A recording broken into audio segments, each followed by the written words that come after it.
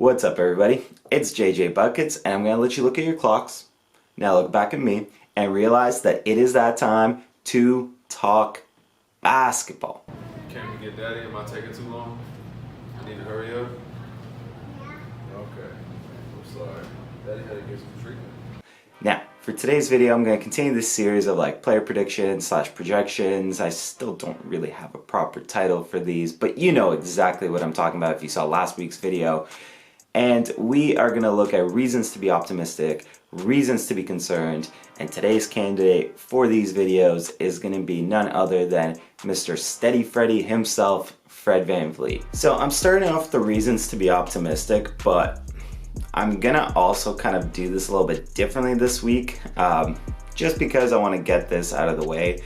I think the way that Fred VanVleet is judged this season and the way that people decide whether or not, he's had a successful season is gonna be greatly tied, I would say, to the legacy of the greatest Raptor of all time, Kyle Lowry. As unfair as that might be, I feel like that is the framework a little bit in which Fred is gonna be working, because for the most part, Fred VanVleet is gonna be looked at this season to step in and fill Kyle Lowry's shoes and take on, I want to say, a fairly similar role to that which Kyle Lowry has had for this team for the past near decade.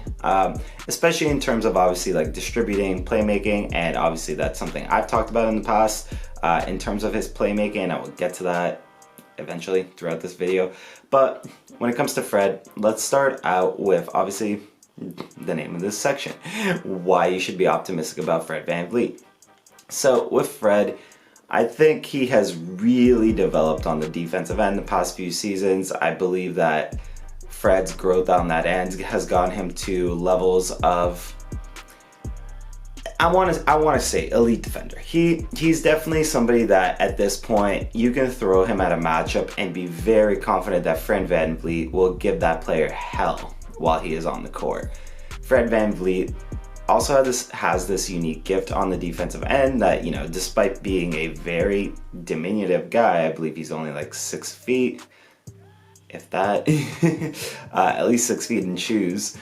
And at that size, Fred VanVleet has no problem kind of going up against bigger guys, which is a huge positive onto him, and it kind of speaks to that kind of similar bulldog mentality that I think Fred has to somebody like a Kyle Lowry. And again, I think these comparisons are going to be inevitable leading into this season. So Fred VanVleet finally gets the one spot this season. He's going to be the point guard. I was going to say of the future, but I mean really at this point, he's the point guard of the now for the Raptors. He's 27 years old, right in the thick of his prime, so to speak. Because this is, as far as NBA goes, 27 is kind of around that age when you start hitting your prime.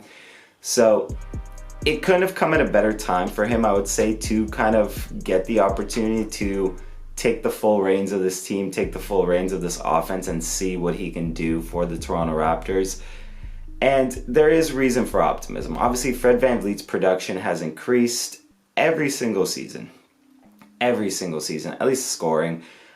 So for Freddie, I think getting the chance to really initiate things regularly could be a big bonus, and it could see him get some more, quality production. I actually don't really think his scoring is going to take a huge uptick, in particular because I've talked about it before, he will probably need to slip into more of a distributor role, especially in that starting lineup. He's definitely going to be the main distributor, the main initiator of offense for everybody else around him. So I wouldn't actually be surprised if his scoring takes a bit of a hit. And you might be sitting here being like, well, isn't this the section for optimism? Why are you talking about his scoring taking a hit? In that regard, that his scoring is going to take a hit, I think there's an opportunity for that scoring to come more efficiently, which is the obvious pro. But again, I think his scoring would take a hit in favor of his assist numbers probably going up this season. We've seen him kind of around that, somewhere in the 6 mark with his assists in the previous season. I would not be surprised if it jumps up into the 7s for this season. Again, like that is just going to be the main role that he is thrust into, for this season. Again, the real talking point of this season with Freddie, and again, fair or unfair, he will be tied to Kyle Lowry in terms of judging whether or not this is a successful season for Fred VanVleet.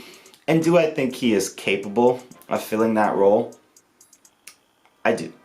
I think Fred is a very capable player. I think he's shown some good signs of leadership as well. Obviously, it might be a different story when you don't have the even bigger leadership, obviously, of a player like Kyle Lowry behind you, but this will simply just be an opportunity for Fred VanVleet to prove himself in that regard.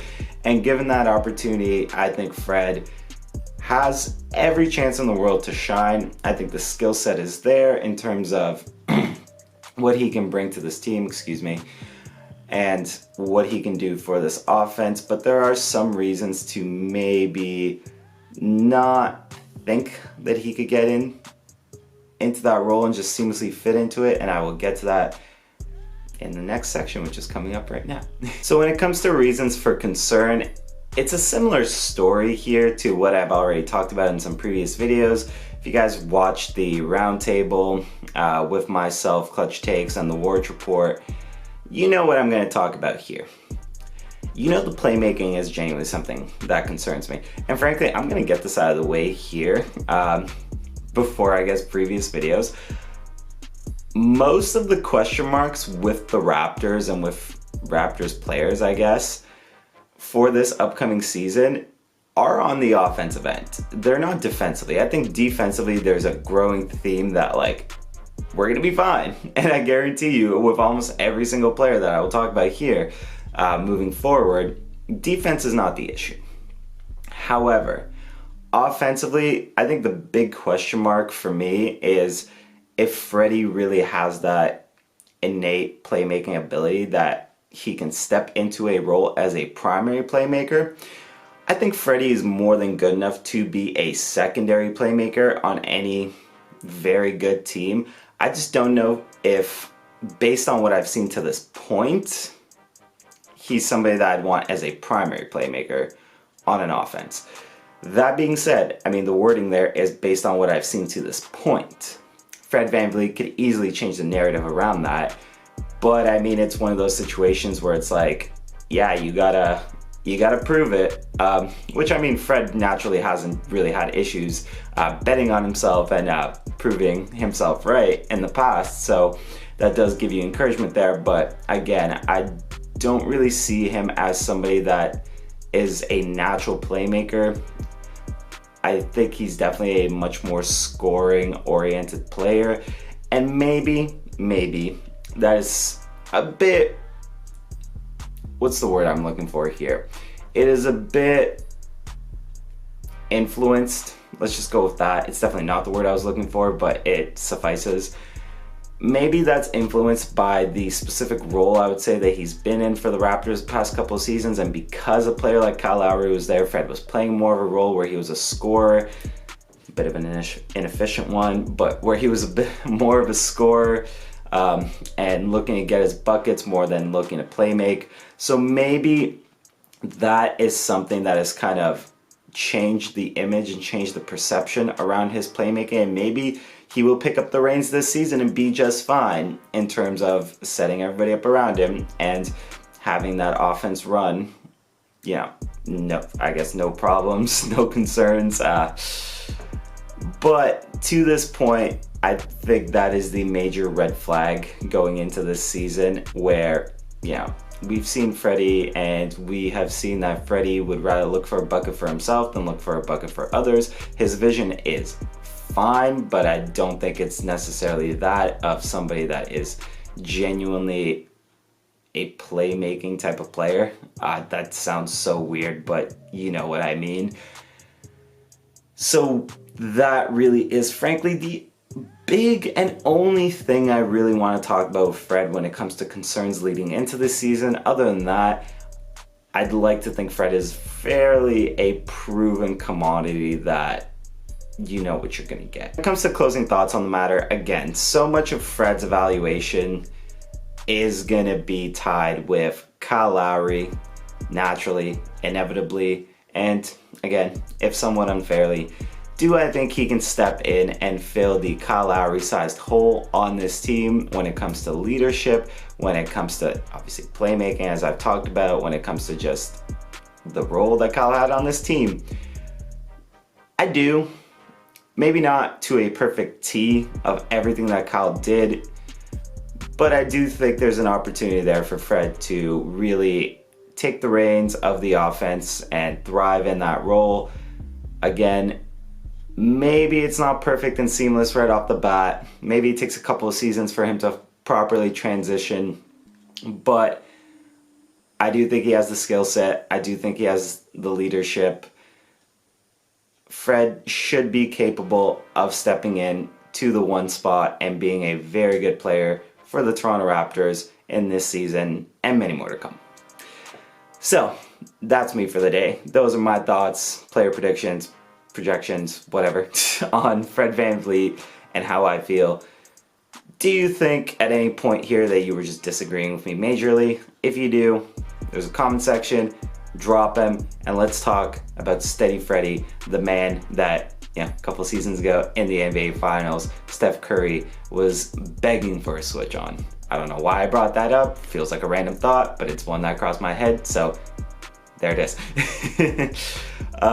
For all that being said, that's the video for me. Like it if you get the opportunity. It takes a couple of seconds and it really helps reach a lot more Raptors fans and a lot more viewers. I greatly appreciate it every single time you folks do it. I know I say that every video, but I genuinely mean it every video. Past that, subscriptions, subscribers, obviously I care about it. If you're here, if you're new, or if you're on the fence and you still haven't hit that button, I'd like to see you hit it by the end of this video. With all that being said, that's gonna do it for me today, and I will see everybody next time. I'm out.